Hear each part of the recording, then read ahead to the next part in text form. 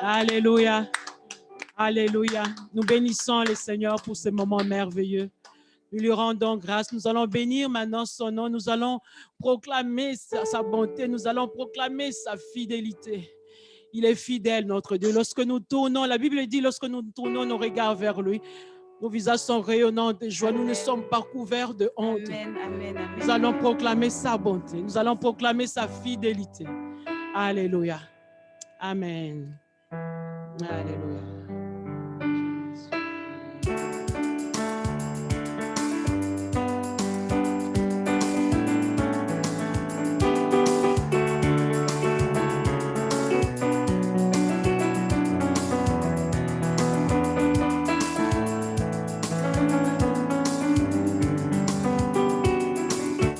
Je parlerai de ta bonté, de ta fidélité.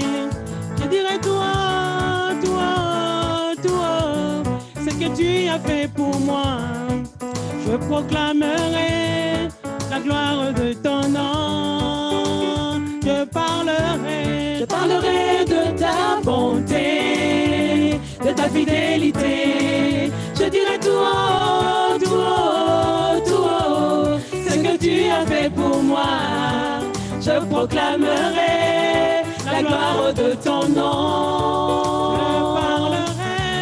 Je parlerai de ta bonté, de ta fidélité. Je dirai toi, toi, toi, ce que tu as fait pour moi. Je proclamerai la gloire de ton nom. Tu m'avais dit de compter sur ta bonté. Je n'ai pas hésité. Et toi, tu m'as prouvé ta fidélité. Oh Dieu, comment tu m'as étonné. Je parlerai de ta bonté, de ta fidélité. Je dirai toi, toi, toi, ce que tu as fait pour moi. Je proclamerai la gloire de ton nom. Je parlerai de ta bonté, de ta fidélité. Je dirai toi, toi, toi, ce que tu as fait pour moi. Je proclamerai la gloire de ton nom. Tu m'avais dit de compter sur ta bonté. Je n'ai pas hésité. Et toi, tu m'as prouvé ta fidélité. Oh Dieu, comment tu m'as étonné. Je parlerai de ta bonté, de ta fidélité. Je dirai toi, toi, toi, ce que tu as fait pour moi. Je proclamerai la gloire de ton nom. Je parlerai de ta bonté, de ta fidélité. Je dirai toi, toi, toi, ce que tu as fait pour moi. Je proclamerai la gloire de ton nom. Oui, je proclamerai la gloire de ton nom. Je proclamerai la gloire de ton nom. Je proclamerai Jésus. Je proclamerai la gloire de ton nom. Je proclamerai son nom. Je proclamerai la gloire de ton nom. Je proclamerai Jésus. Je proclamerai la gloire de ton nom. Je proclamerai son nom. Je proclamerai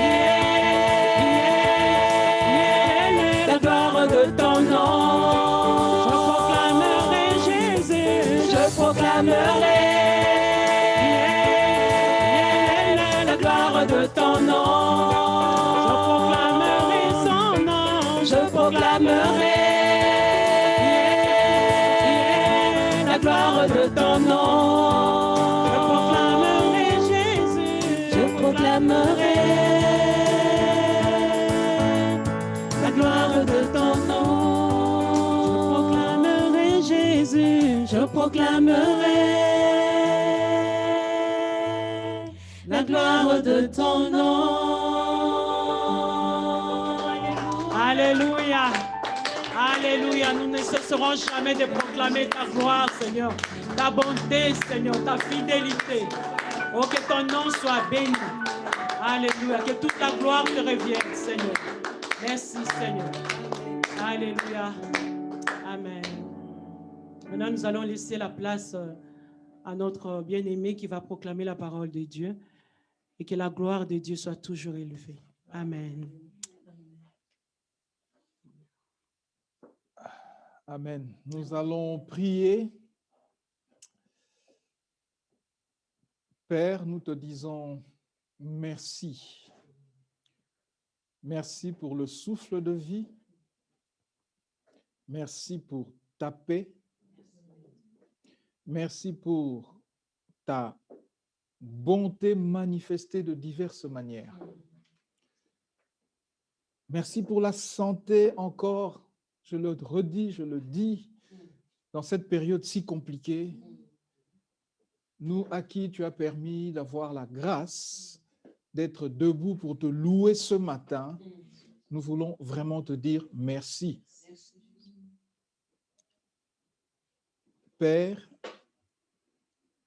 que ta parole agisse en nous ce matin. Que ta parole nous vivifie. Père, je prie pour que des âmes soient restaurées. Je prie pour que des âmes soient restaurées. Tu es le restaurateur des âmes.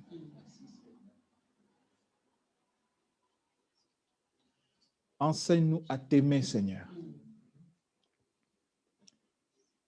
Au nom de Jésus, Père, nous t'avons prié. Amen. Amen. Dieu soit béni. Je suis heureux de pouvoir encore une fois partager le service pour Dieu avec vous. Donc, je salue chaleureusement tous ceux de cette église avec qui nous ne sommes pas vus depuis un certain temps. Que Dieu vous bénisse. Alors, nous allons aujourd'hui non pas avoir une prédication classique, on va plutôt avoir un enseignement sur un thème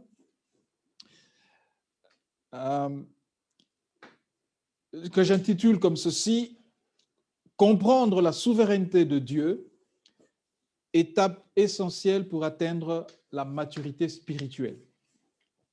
Comprendre la souveraineté de Dieu, étape essentielle pour atteindre la maturité spirituelle. Et la première partie de cet enseignement, c'est aimer Dieu.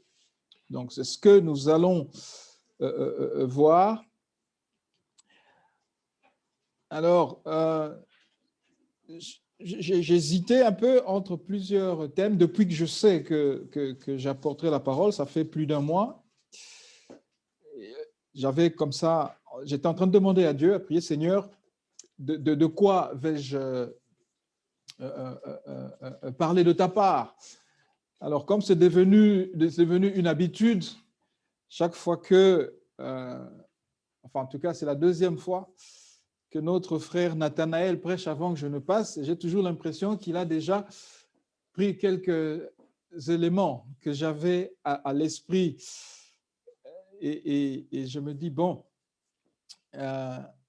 merci Seigneur que ce soit une piste pour m'indiquer de quoi je vais parler. Alors, cet enseignement parle de la maturité. mais de la souveraineté de Dieu aussi. Comment est-ce que comprendre la souveraineté de Dieu nous aide à devenir plus matures? Mais pourquoi je dis aimer Dieu? Je dis aimer Dieu parce que la référence de maturité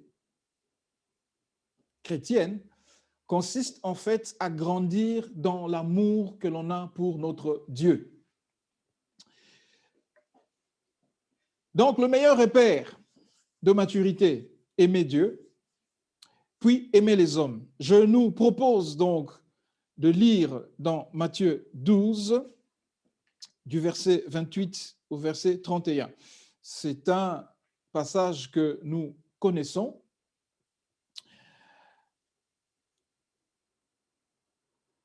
Marc, désolé, excusez-moi, je voyais Marc plutôt que Matthieu. Donc, Marc 12, à partir du verset 28, je lis pour nous.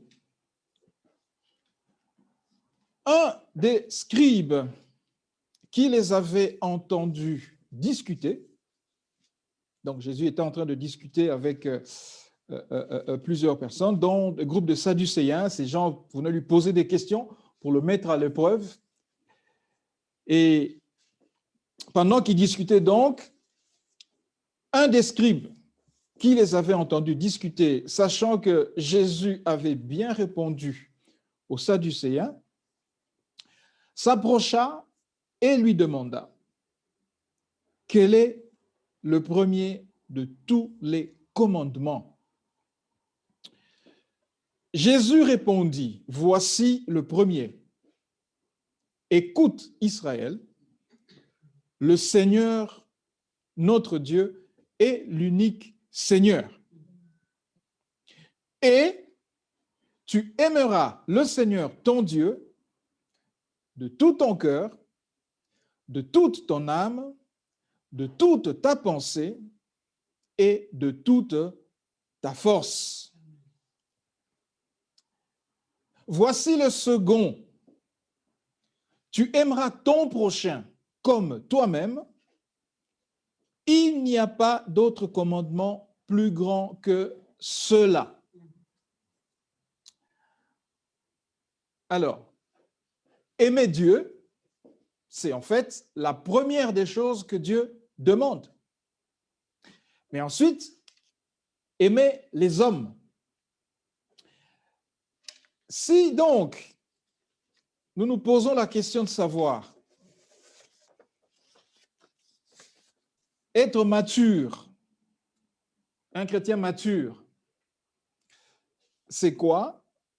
On va d'abord dire que c'est un chrétien qui a appris à aimer Dieu et qui continue à apprendre à aimer Dieu. Pourquoi? Parce que c'est vers là que nous devons progresser.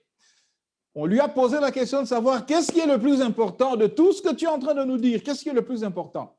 Il dit aimer Dieu et aimer son prochain. Alors, c'est quoi aimer Dieu? C'est ce sur quoi nous allons nous appesantir aujourd'hui.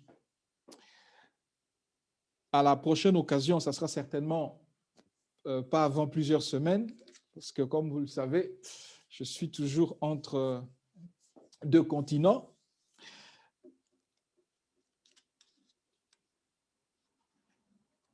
Pour comprendre ce que ça veut dire aimer Dieu, il faut retourner au verset 29.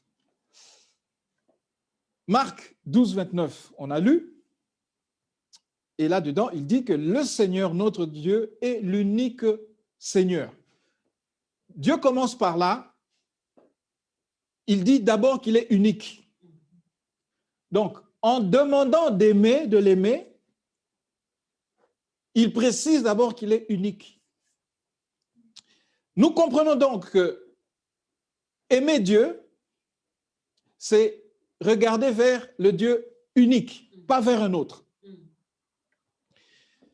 Aimer Dieu, c'est faire en sorte qu'il soit le seul Seigneur au niveau spirituel, mental et physique.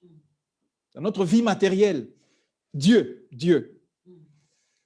En fait, il ne faut pas qu'il y ait une autre divinité, il ne faut pas qu'il y ait une autre personne, il ne faut pas qu'il y ait une passion ou un objet qui vienne concurrencer Dieu. Aimer Dieu, c'est donc faire en sorte qu'il soit le seul qui puisse avoir la place prépondérante. Et en tant que Dieu, le seul à être là. L'expérience, les choses que nous vivons, que nous voyons, l'histoire, nous montre que parfois, des hommes prennent la place de Dieu dans la vie des hommes. Pour certains, c'est le conjoint qui a la première place. Pour d'autres, parfois, c'est l'enfant. On est prêt à sacrifier beaucoup de choses qu'on a construites spirituellement pour faire plaisir aux hommes parfois. Et là, ça veut dire que l'homme entre en concurrence avec Dieu. Parfois, ce sont des limites psychologiques. N'avons-nous pas entendu des gens dire « Je peux tout vous accorder, mais ça, non. Je ne peux pas aller au-delà de ceci. » D'autres vous diront « Mais ça, c'est mon caractère, c'est comme ça. Vous n'avez qu'à me prendre comme ça. » Peu importe si Dieu n'est pas d'accord, peu importe si cela brise la communion avec Dieu. Pour certaines personnes, leur confort par rapport à ceux qu'ils sont à la première place. Voilà pourquoi Dieu dit, de toute ta pensée, de toute ton âme, de tout ton cœur. Donc, il est unique, notre Seigneur. L'aimer, c'est faire, c'est vivre de telle manière qu'il reste l'unique.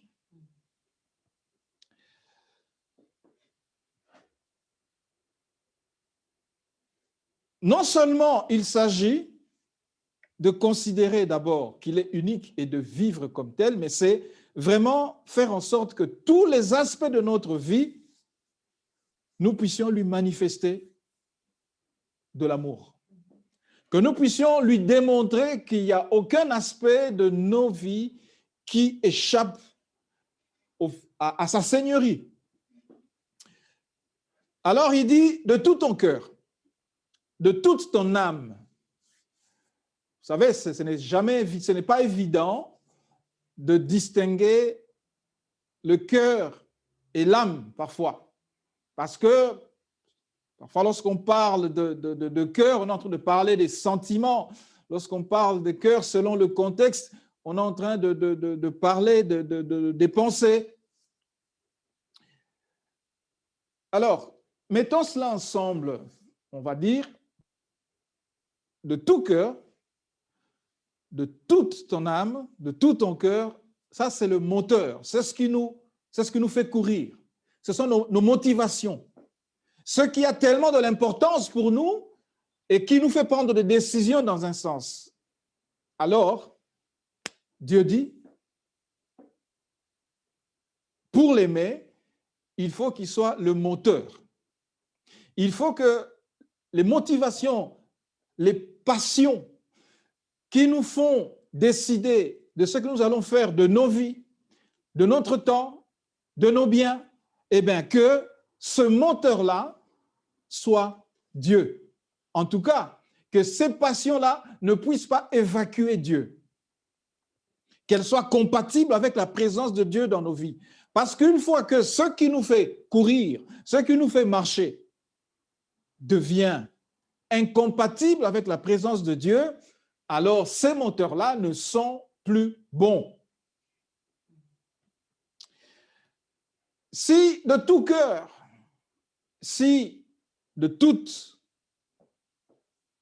notre âme, c'est le moteur, alors il y a des conséquences. Ce qui nous fait courir va occuper nos pensées. Ce qui nous fait courir va occuper notre énergie. Donc, quand il dit de tout cœur, de toute de tout ton cœur, de toute ton âme, il ajoute après la conséquence, c'est qu'il faut que je sois dans tes pensées. Il faut que ce à quoi tu penses ne puisse pas être incompatible avec ce que je suis. Il faut que ta force, ton énergie puisse être compatible avec ce que je veux te voir faire.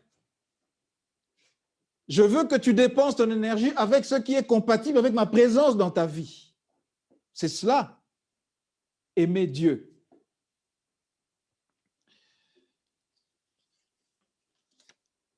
Nous avons des hobbies, nous avons des choses que nous aimons. Il y en a qui aiment le cinéma, il y en a qui aiment le sport, il y en a... Et pour certains, ça prend tellement de la place qu'ils vivent leur semaine en fonction de la fin de semaine pour aller voir un match de football, pour aller voir un match de basketball. C'est ce qui guide leur vie. Je me souviens être allé, j'arrivais dans un pays, je suis allé visiter une famille et dans la famille, c'est des gens proches et j'arrive, je suis reçu par la mère de famille et le père de famille, lui, je le trouve en train de mettre son équipement de sport. Alors, moi, venant d'un pays lointain, je me disais, ben voilà, la famille m'invite. Alors, il me fait comprendre, ah, écoute, moi, le foot, c'est le foot, hein. Alors que je suis venu de très loin. Non, pour lui, samedi, football, tout le reste est derrière. Si Dieu peut être compatible avec ça, ça veut dire que le jour où il dit aujourd'hui pas de football, eh bien, celui qui aime Dieu dit non. Quand Dieu dit, voilà, ce match-là, il est très important, mais aujourd'hui ne regarde pas, fais plutôt ceci. Tant que Dieu a la première place, les conséquences de ses passions restent compatibles avec lui. On a beau aimer le cinéma, mais si aller au cinéma, c'est aller laisser ses oreilles et ses yeux être souillés par Hollywood dans ce qu'il a de pire, alors il y a un problème avec cette passion. Il y a un problème avec ce loisir. Il faut que ça soit compatible. Il faut que lorsque ça devient problématique pour ma communion avec Dieu, que je sache arrêter, que je dise ça, non.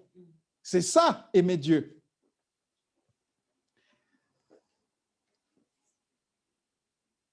C'est quoi d'autre, aimer Dieu? Nous complétons, nous essayons de comprendre. Aimer Dieu, c'est quoi? Et le but, encore une fois, je rappelle, c'est que lorsque nous allons parler de maturité, que nous sachions que cette maturité-là, vers laquelle nous devons toujours progresser, en effet, il n'y a pas un état où on arrive, on dit je suis mature et on s'arrête là. On doit toujours progresser. Eh bien, nous allons progresser dans notre amour pour Dieu. Nous sommes appelés à ça. Aimer Dieu, j'ajouterais en disant, c'est manifester beaucoup d'ardeur, à lui montrer notre attachement, à être à son service. Lorsqu'on dit de tout ton cœur, de toute ton âme, de toute ta pensée, de toute ta force, et dans certaines versions, ça sera de toute ton énergie. Il n'est pas seulement question de considérer que c'est le Dieu unique. Il n'est pas seulement question de considérer que le tout là veut dire que Dieu doit être présent, sa présence doit être compatible dans ce que nous avons comme motivation, comme moteur de vie, comme pensée, comme force, mais c'est aussi tout dans le sens, l'ardeur. Il faut que notre énergie puisse être disponible pour Dieu.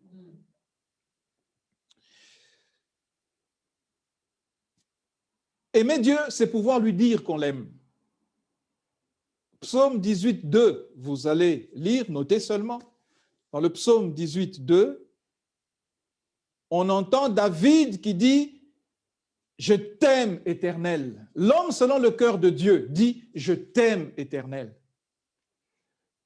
Si nous devons faire comme l'homme selon le cœur de Dieu, nous sommes appelés à dire à Dieu qu'on l'aime. Nous sommes appelés à lui rendre un culte. On ne peut pas aimer Dieu sans lui consacrer du temps pour lui dire qu'on l'aime.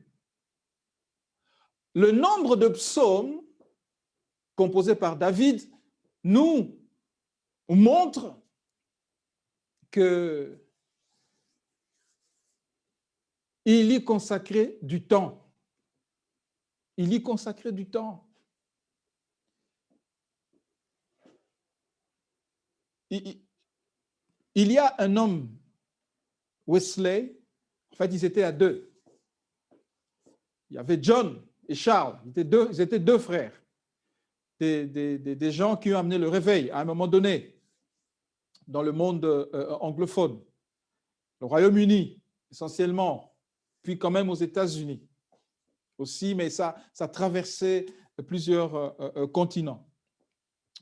Eh bien, le frère Charles, lui, avait trouvé le moyen de propager l'évangile au travers des chants. Il a composé des milliers et des milliers de chants. Il en a tellement composé que ça fait tout un recueil de théologie, rien qu'avec des chants. Voilà quelqu'un qui a appris à aimer Dieu. Alors, l'homme selon le cœur de Dieu consacrait non seulement du temps pour aimer Dieu, mais il voulait manifester son amour pour Dieu et il le faisait de manière régulière. Il y a le temps, mais il y a aussi la régularité. Lorsque le psaume 23 que nous connaissons tous, au verset 6, il est dit « Et je reviendrai dans la maison de l'Éternel pour la durée de mes jours. » En fait, les versions plus anciennes traduisent « J'habiterai dans la maison de l'Éternel jusqu'à la fin de mes jours. » Mais des versions plus récentes rendent « Je reviendrai ». Ça veut dire que parce qu'en effet, déjà on sait qu'il n'y avait pas de temple à ce moment-là. C'était essentiellement le lieu où l'arche était gardée. Et David ne passait pas des nuits là-bas. Mais ce qu'il dit surtout, c'est que tous les jours de sa vie, il allait revenir, il reviendra, il a promis qu'il reviendrait, il dit qu'il reviendrait.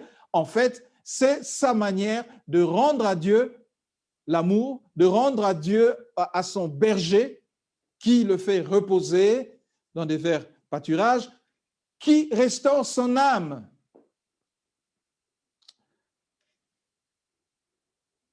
Comme j'ai dit tout à l'heure, il y a le temps,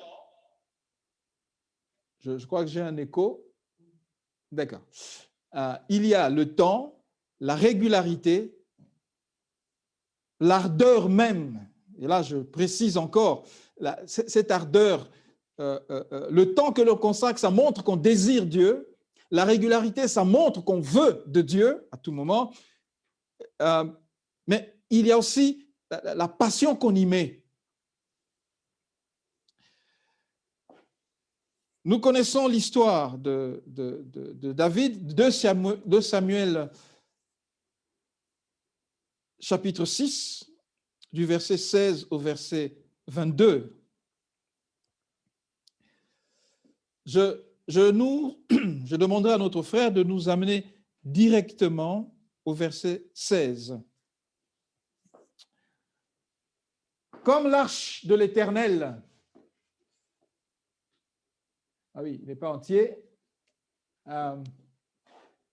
Moi, je voudrais ok, merci.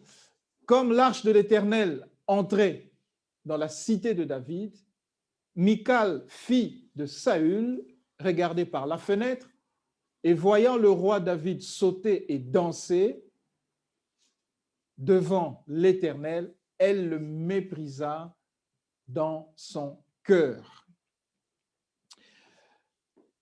D'autres versions disent qu'il est en train de se démener. Donc, il s'agitait, il était en train de faire de la gymnastique. Il dansait. Et Michal, sa femme, a trouvé qu'il y avait un problème. Pour comprendre le problème de Michal, il faut aller au verset 20. Donc, si notre frère peut nous amener au verset 20. Lorsque David est rentré dans la maison, Michal lui dit, « Quel honneur aujourd'hui pour le roi d'Israël de s'être découvert aux yeux des servantes de ses serviteurs, comme se découvrirait un homme de rien. » Alors, socialement parlant, Michal avait raison en se disant que le roi ne peut pas aller faire n'importe quoi devant des serviteurs, des servantes. Socialement parlant, c'est normal qu'elle ait réfléchi comme ça. D'ailleurs, lorsqu'on parle de se découvrir, on pense, certains traducteurs, certains commentateurs pensent qu'en fait, David s'était dévêtu, donc il avait enlevé ce haut, il portait juste les faux autour des reins. Alors évidemment, personne d'entre nous n'imagine qu'un prédicateur qui est en train de danser devant la chair puisse être torse nu. Hein. Si on fait ça, tout le monde va éteindre son zoom là. Mais Michal et David étaient différents sur un point. David, lui, il estimait que la manifestation de son amour pour Dieu n'avait pas de limite. Lui, il considérait que faire ce qu'il a fait, même devant les serviteurs et les servantes, eh bien, tant que c'était pour manifester son amour pour Dieu, il n'y a rien qui était au-dessus. Il pouvait le faire. Mais Michal n'avait pas cette option. Voilà ce qui le différenciait. David n'avait pas de limite pour son ardeur à servir Dieu, mais Michal en avait. Voilà pourquoi elle a eu à blasphémer en voulant interdire, en méprisant celui qui a manifesté son amour pour Dieu. L'ardeur est évidemment relative parce que les hommes n'ont pas les mêmes contraintes. Mais toujours David, il nous aide à comprendre autre chose. Dans la manifestation de notre amour pour Dieu. Là, c'est l'aspect don. Ce qu'on donne à Dieu. Dans 1 Chronique 22, lorsque, verset 14, vous allez lire, même si notre frère peut projeter, dans 1 Chronique 22, 14, David, qui savait déjà qu'il ne construirait pas le temple, parce que Dieu lui a dit, ok, en fait, lui, il était zélé pour Dieu, il voulait toujours lui manifester son amour, et il se préparait à construire le temple. Dieu envoyait lui dire, tu ne peux pas, tu as du sang sur les mains. Et c'est ton fils, Salomon, c'est ton fils qui allait le faire, ton héritier. Et comme c'était Salomon son héritier, David lui explique les raisons pour lesquelles il ne peut pas construire et il lui indique les dispositions déjà prises. Et au verset 14, on lit bien que David a par ses efforts, donc je lis le verset, voici par mes efforts, j'ai préparé pour la maison de l'Éternel 100 000 talents d'or, 1 million de talents d'argent et une quantité d'airain et de fer qui n'est pas possible de peser.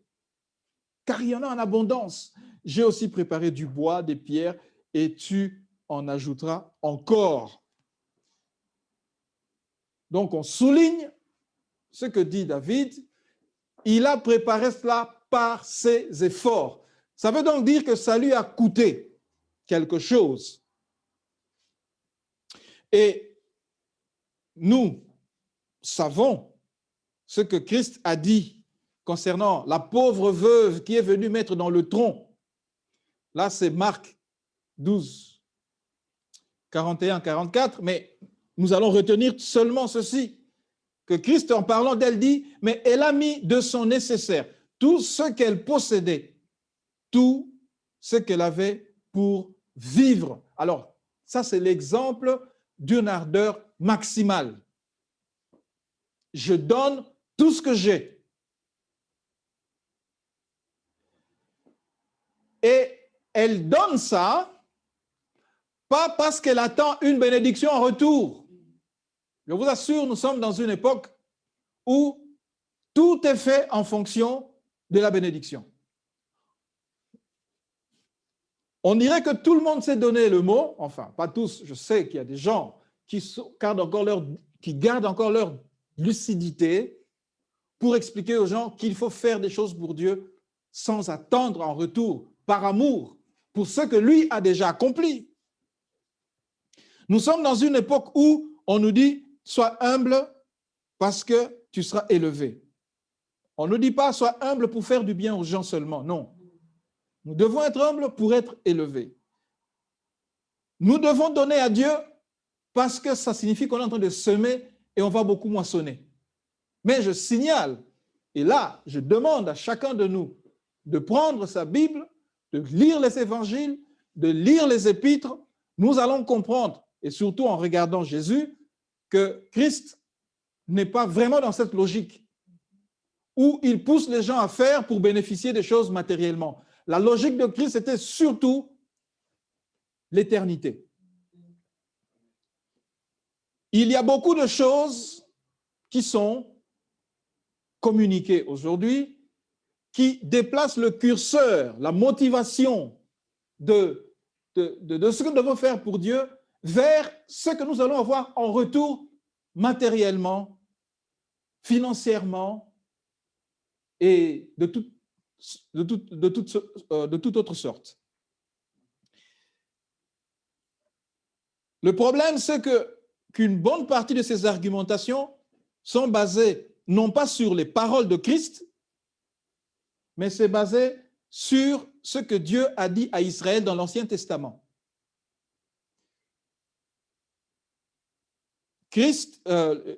Dieu, lorsqu'il choisit Israël, lorsqu'il fait des promesses à Israël, dites-vous bien que Dieu est en train de faire ses promesses à un peuple qui a besoin d'un territoire, d'un pays. Donc Dieu devait lui construire un territoire. Beaucoup de choses, beaucoup de promesses que Dieu fait à Israël sont liées à l'objectif de Dieu, c'était de lui donner un territoire. Après lui avoir donné un territoire, Dieu avait à cœur que les peuples environnants puissent réaliser que Dieu sait s'occuper de son peuple. D'où certaines bénédictions matérielles étaient liées à ça. Et quand Dieu dit qu'il va ouvrir les écluses de cieux, littéralement, c'est pour que l'eau tombe. Donc, c'est pour fertiliser, c'est pour rendre les conditions de travail du peuple d'Israël meilleures, pour que leur travail puisse vraiment produire. Donc, les écluses de cieux, ce ne sont pas des Mercedes, ce ne sont pas des beaux bijoux. Non. C'est que Dieu met en place des conditions pour que nous puissions prospérer. Mais encore une fois, il faut toujours faire attention lorsqu'on transpose les paroles qu'ils ont données à Israël en tant que peuple et notre contexte aujourd'hui. Je ferme les parenthèses parce que c'est important. Nous avons tendance maintenant à vouloir tout faire pour Dieu en fonction de ce que nous attendons directement en retour. Eh bien, ça, ce n'est pas aimer Dieu. Aimer Dieu, c'est quoi? Aimer Dieu, c'est aussi lui obéir. Jean 14, 15. Si vous m'aimez, gardez mes commandements. Ah.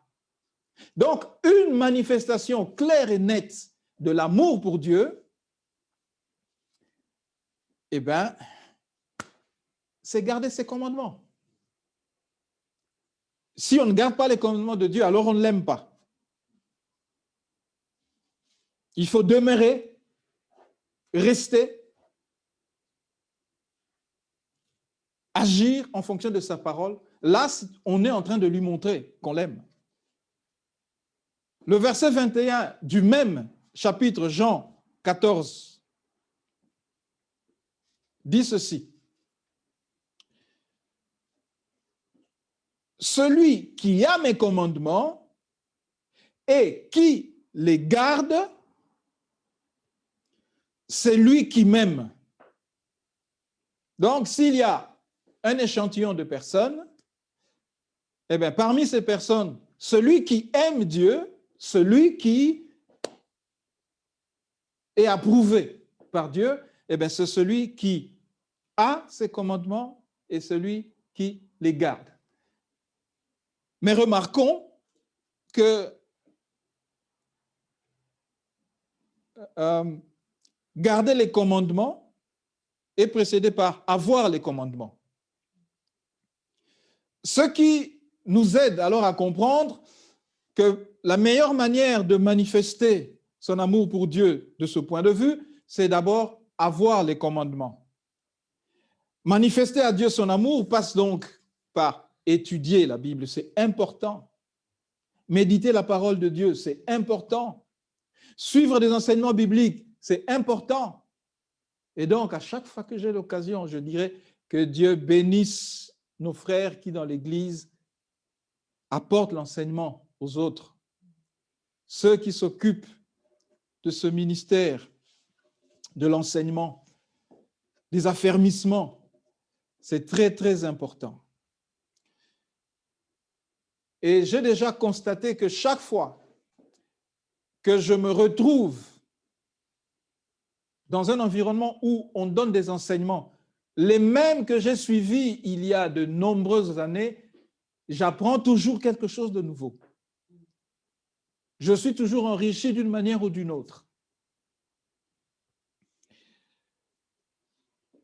Nous avons besoin d'avoir les commandements, d'étudier la parole de Dieu, de lire la parole de Dieu. Alors, nous ne serons pas emportés par l'élan ultra-démocratique qui veut que nous ayons toujours un mot à dire sur tout et le dire « moi je pense que ». Non. Il faut que moi je pense que se transforme en « moi je pense que Dieu dit que ». Je ne sais pas si je me fais comprendre. Nos opinions doivent être basées sur ce qui ressort de ce qu'on a lu, de ce qu'on a étudié, de ce qu'on nous a enseigné.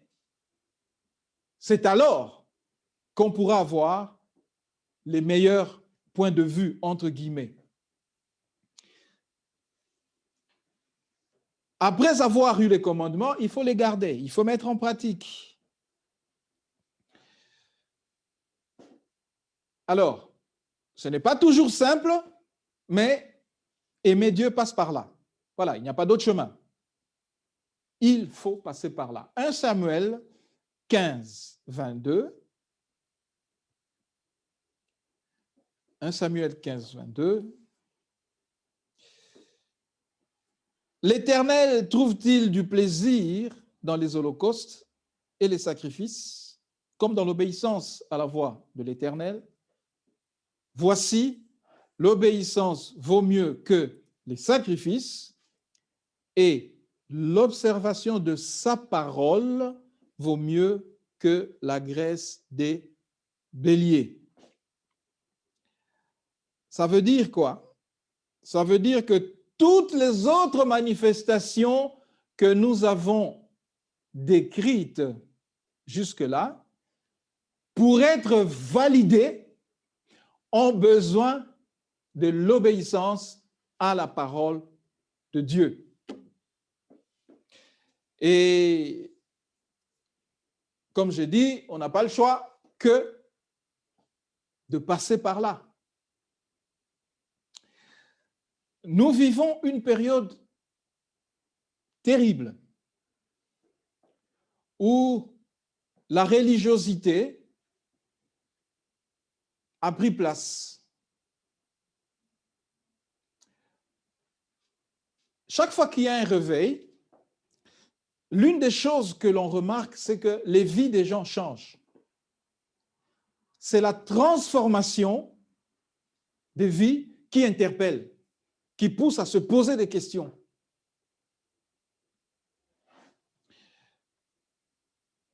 Il eut notamment cette période où, là, nous sommes en train de vivre un réveil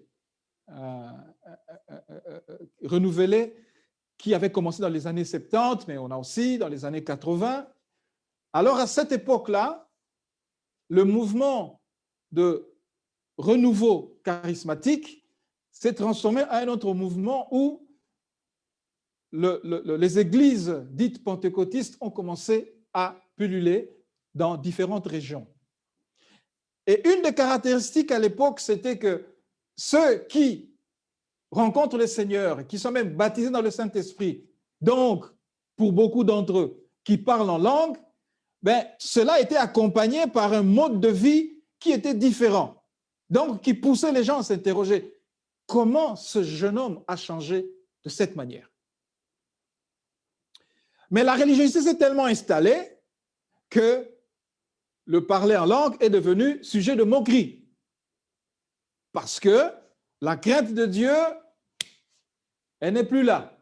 J'ai parlé avec quelqu'un qui, le plus sérieusement du monde, m'explique qu'il a dû mentir pour obtenir une faveur. Alors je m'interroge, je dis, mais comment tu peux mentir avec autant de facilité? Et Dieu dans tout ça?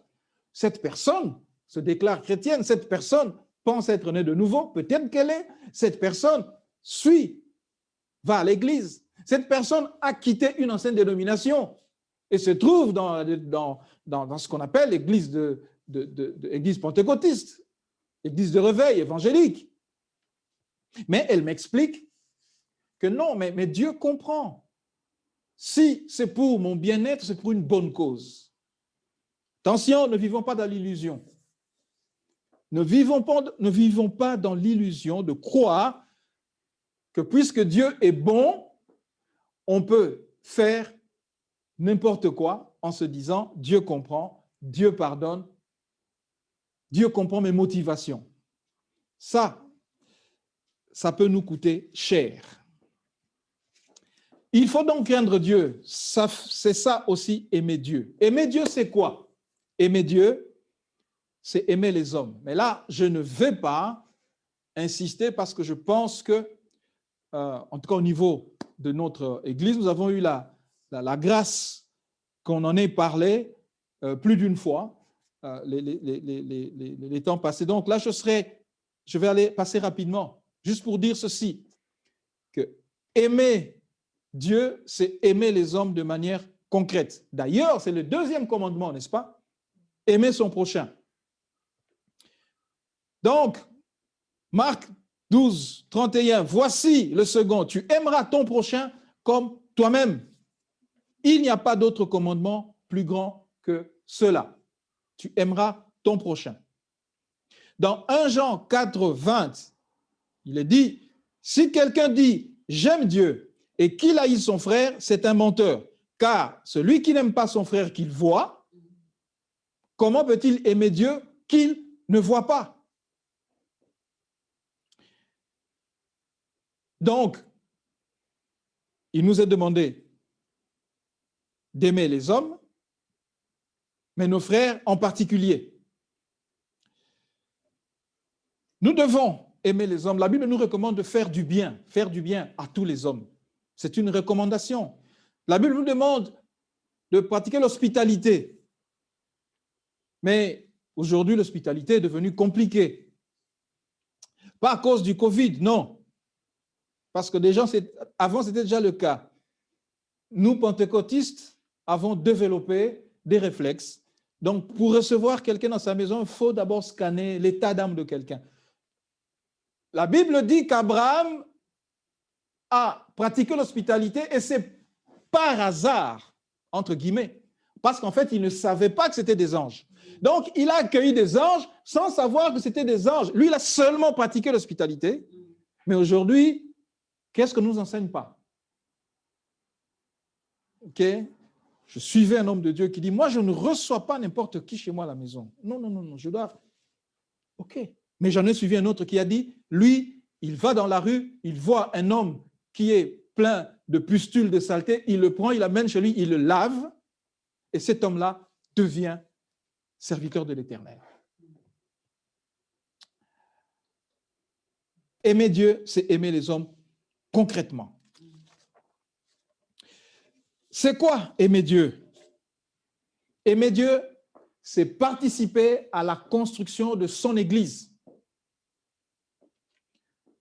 On est membre du corps de Christ.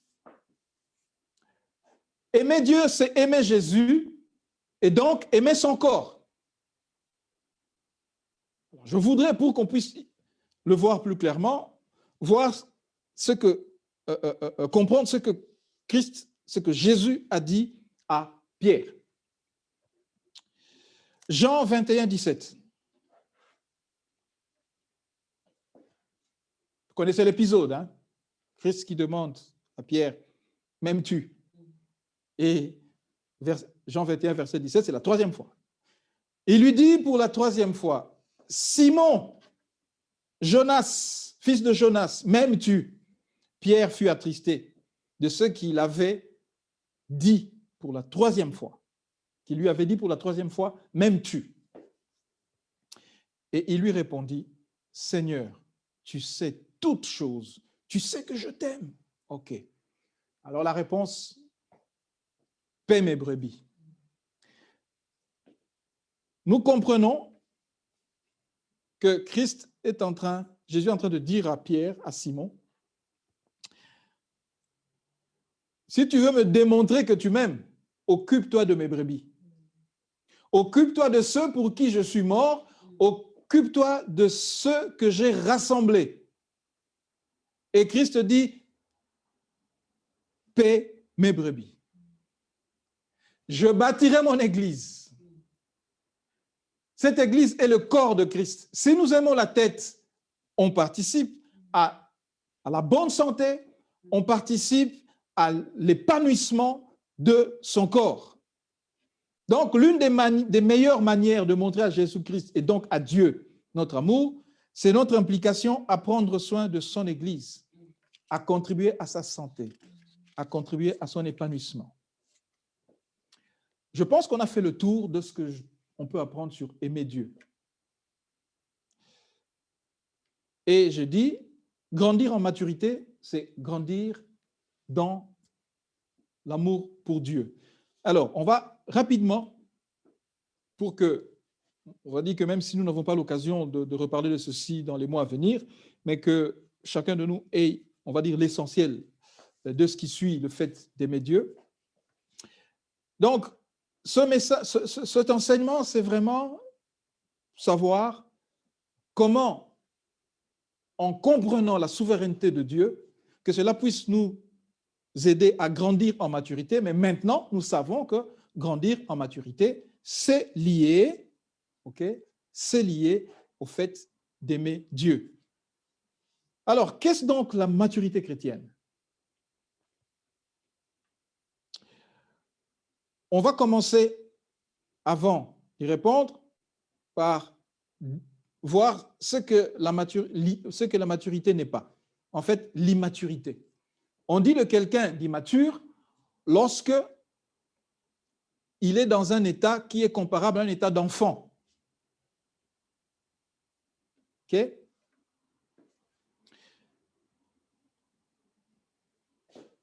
« 1 Corinthiens 13, 11 » enfin c'est 1 ou 2, je pense, ça doit être 2, hein? Frère Gaëtan, montrez-nous ça. OK, c'est bien 1. OK, merci. 1 Corinthiens 13, 11. Lorsque j'étais enfant, je parlais comme un enfant. Je pensais comme un enfant. Je raisonnais comme un enfant. Lorsque je suis devenu homme, j'ai fait disparaître ce qui était de l'enfant.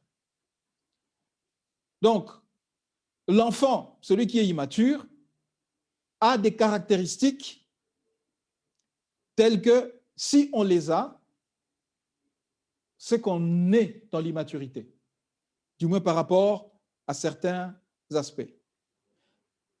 On nous dit que lorsqu'on est enfant, on parle comme un enfant. Il parlait comme un enfant. Le langage de l'enfant, ce sont des plaintes. L'enfant ne réfléchit pas aux conséquences de ses paroles. Donc l'immature ouvre la bouche et quand il parle, il ne réalise pas les faits des paroles qu'il sort.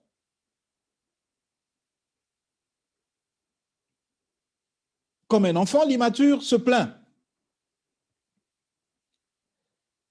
Paul dit que lorsqu'il était comme un enfant, il raisonnait comme un enfant. Donc, il y a les pensées. Eh bien, les pensées de l'enfant sont des pensées spontanées, qu'on ne contrôle pas. Ces pensées ne sont pas basées sur une expérience, ni sur quelque chose qu'on a approfondi, une analyse approfondie. Il dit encore, Paul, que lorsqu'il était enfant, il raisonnait comme un enfant. L'immature raisonne comme un enfant. Sa réflexion est tournée autour de ses désirs, de ses besoins, de sa place. Moi, je veux ceci, moi, je veux être là. Alors, l'immature, lorsqu'il montre son immaturité, ça se traduit par l'égoïsme. Ça se traduit par des caprices. Il ne prend jamais ses responsabilités, l'immature. C'est toujours la faute des autres.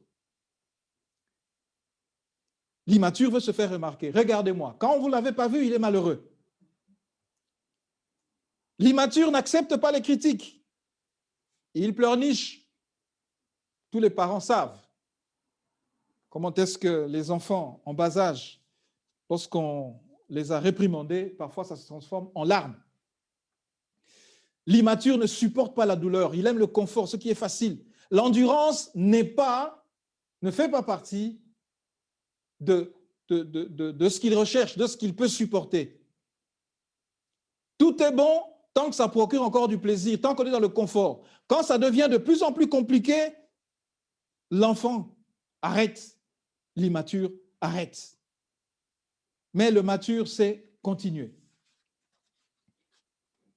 Alors, si nous devions parler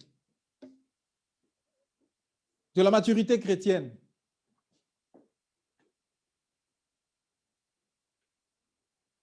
Éphésiens 4, du verset 11 au verset 15, je lirai seulement 12 et 13. Donc là, on parle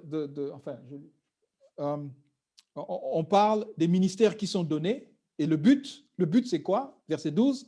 Le perfectionnement des saints en vue de l'œuvre du ministère et de l'édification du corps de Christ. Verset 13. Jusqu'à ce que nous soyons parvenus à l'unité de la foi, de la connaissance du Fils de Dieu, et là, j'insiste, à l'état d'homme fait. Donc, si nous ne devons pas être des enfants, c'est pour que nous devenions des hommes faits. Et l'homme fait, on souligne encore davantage pour dire à la stature parfaite de Christ. La maturité chrétienne, c'est ressembler davantage à Christ. Et le verset 14 d'ailleurs dit, afin que nous ne soyons plus des enfants. Il y a un processus de croissance qui nous pousse à vouloir ressembler à Christ. Et vouloir ressembler à Christ, s'il vous plaît, reprend exactement tout ce qu'on a vu dès le début. Aimer Dieu et aimer les hommes. En dehors de ça, c'est le néant. En dehors de ça, c'est le vide.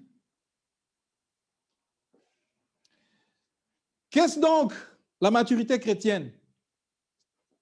Ressembler davantage à Christ, mais plus concrètement, ça veut dire la maturité chrétienne, c'est le degré dans lequel nous sommes en mesure d'aimer Dieu. La maturité chrétienne, c'est le degré dans lequel nous sommes en mesure d'aimer Dieu. Je suis plus mature si je deviens davantage capable par ma vie, mes affections, mes passions, ma famille, mon emploi, mon patrimoine, ma santé, mes problèmes, mes défauts, mon physique, mes études, tout ce qui est à moi, en moi, avec moi. Eh bien, quand je suis davantage capable d'aimer Dieu avec tout ça. Chaque fois que je progresse en manifestation de mon amour pour Dieu, avec tout ce que je suis, tout ce que je construis, tout ce que j'ai, je suis en train d'aller vers la maturité. Et c'est là que j'ai besoin de comprendre la souveraineté de Dieu. Aimer Dieu, c'est le but. La maturité, c'est mieux aimer Dieu. Et pour y arriver, j'ai besoin de comprendre la souveraineté de Dieu. Sinon, ce n'est pas possible. Je vais illustrer ça facilement. Hébreux 11, 32, 38. Donc, l'épître aux Hébreux, 32, 38. Beaucoup de choses sont dites. On nous parle de ceux qui ont fait des exploits, les Gédéons, les Barak, tout ce que l'on veut. Dans cette liste, il y en a qui ont vaincu des royaumes, il y en a qui ont exercé la justice, en passant Salomon, notamment. Il y en a qui ont vu des promesses s'accomplir. Là, je suis au verset 33. Il y en a qui ont fermé la gueule des lions. Waouh! Quelle grâce! Il y en a qui ont éteint la puissance du feu. Il y en a qui ont réussi à s'échapper de la mort, qui ont imposé les mains, les gens ont été guéris, qui ont ressuscité les morts, qui ont fait des choses extraordinaires. Les armées ont été en fuite. Mais il y a une autre catégorie. En lisant Hébreux, on se rend compte que c'est le peuple, c'est le groupe auquel l'apôtre était en train de dire qu'il était désespéré qu'ils soient encore des enfants et qu'il les appelait à aller vers la maturité. Et dans sa lettre, il leur présente des modèles. Donc, des gens qui ont manifesté une maturité. Et dans ces modèles, voilà les catégories qu'il y a. Il y en a qui ont fait des exploits en échappant à la mort, en faisant des miracles. Mais il y en a dont l'exploit, c'est quoi? Moquerie, fouet, chaîne dans la prison. Il y en a qui ont été torturés, il y en a qui ont vécu dans le dénuement, il y en a qui ont été maltraités, persécutés. Alors, cet évangile qui me dit que le bonheur et la grâce m'accompagneront, ça veut dire que j'ai une belle voiture, j'ai une belle maison, si je n'ai pas ça, sans que c'est un péché, ça j'ai entendu. Bien aimé, si on continue à suivre ces choses, on sera déçu un jour. Parce que ce n'est pas ce que Jésus a prêché. Alors, pas du tout. Lisons les écrits de Jésus-Christ. Nous allons nous rendre compte que lui-même, quand il parle de la richesse, il n'en parle pas comme quelque chose qu'on doit poursuivre. Alors, pas du tout. Peut-être qu'un jour, nous aurons l'occasion d'avoir une étude sur comment Christ parle de la bénédiction matérielle. Ça serait intéressant. Ici, je veux juste dire, et nous allons bientôt terminer par là, que dans sa souveraineté, Dieu fait qu'il y a des gens qui soient dotés de telles choses, de tels avantages, alors que d'autres se retrouvent dans une situation plus difficile. Ça, c'est la souveraineté de Dieu. La solution à cette équation, c'est, quelle que soit ma situation, je veux montrer à Dieu que je l'aime.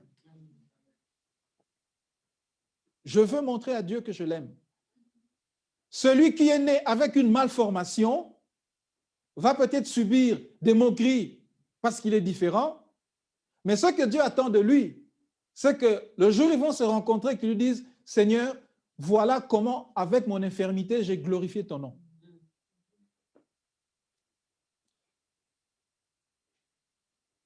Quelle est notre situation?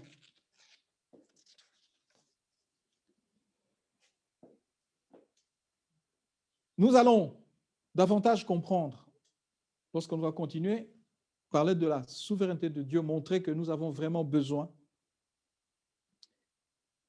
de comprendre que ce que Dieu fait dans sa souveraineté, nous devons nous en servir pour montrer qu'on aime Dieu.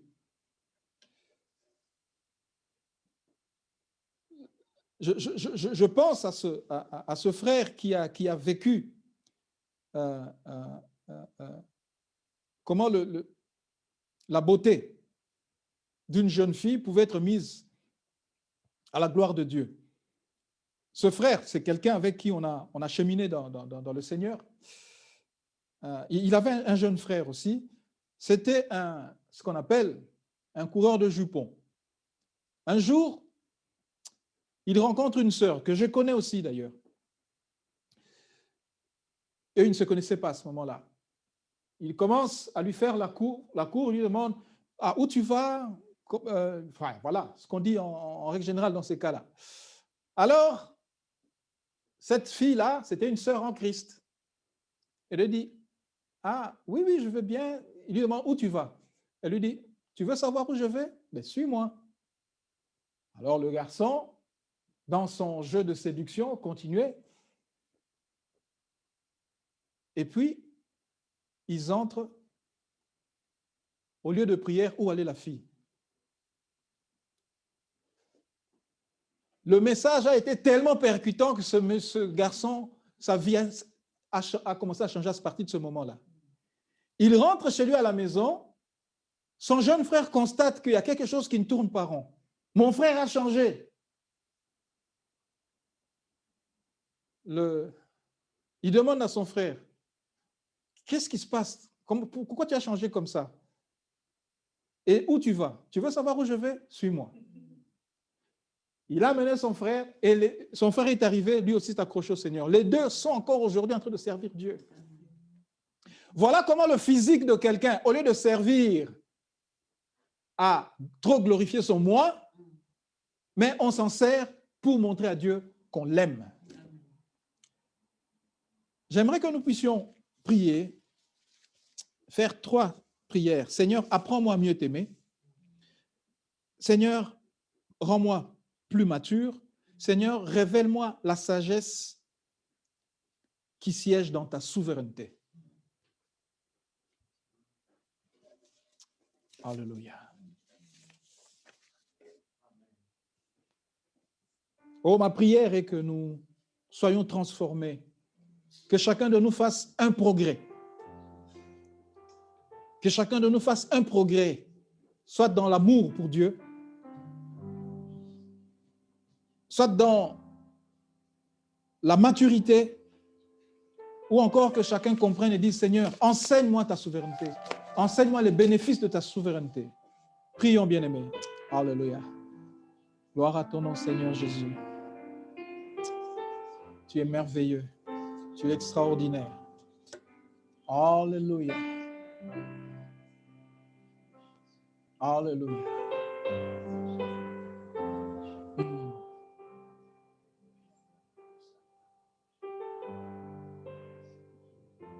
Alléluia. Merci, Père. Oh, Père, je prie pour mon frère et ma sœur qui a besoin d'être restauré. Père, je demande que ta main puissante soit sur lui, sur elle, pour toucher son cœur. Seigneur, que ce message transforme sa vie. Père, tu es le restaurateur des âmes. Change. Père, révèle ta sagesse, révèle l'importance de ta souveraineté dans nos vies. Seigneur, que quoi que nous soyons, quoi que nous fassions, quoi que nous ayons, que tout cela puisse glorifier ton nom.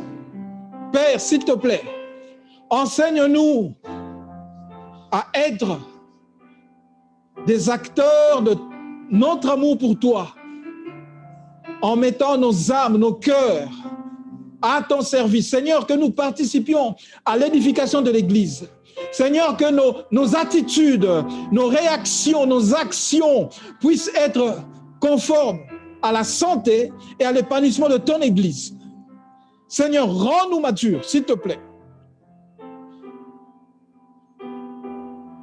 Père, que nos vies changent. Père, que ce message ait des effets pour l'éternité dans les cœurs. C'est ma prière. C'est ma prière. Tu es souverain. Tu es souverain. Que la gloire te revienne. T'avons prié, Père, au nom de Jésus. Amen.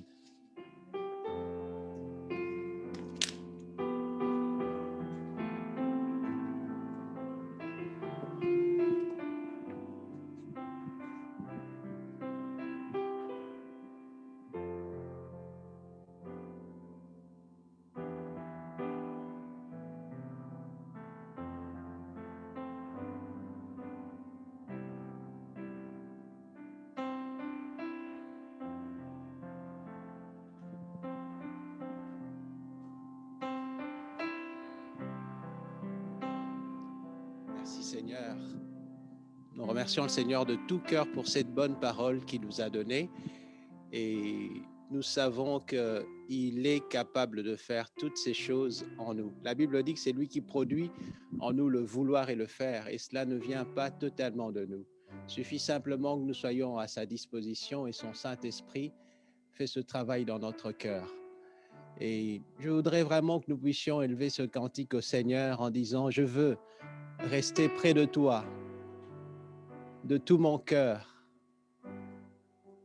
C'est dans ta maison que je veux demeurer pour t'aimer, Seigneur. Dieu, tu es bon. »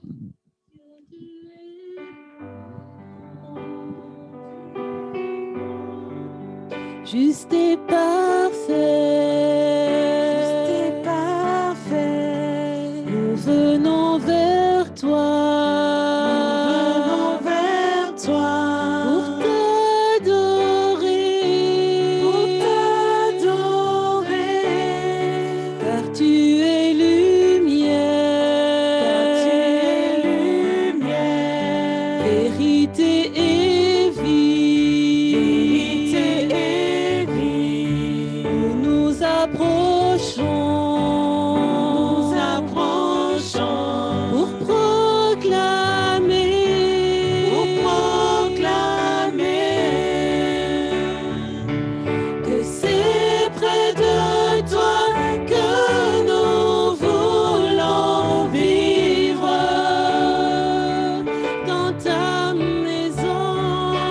Dans ta maison, près de toi, de ton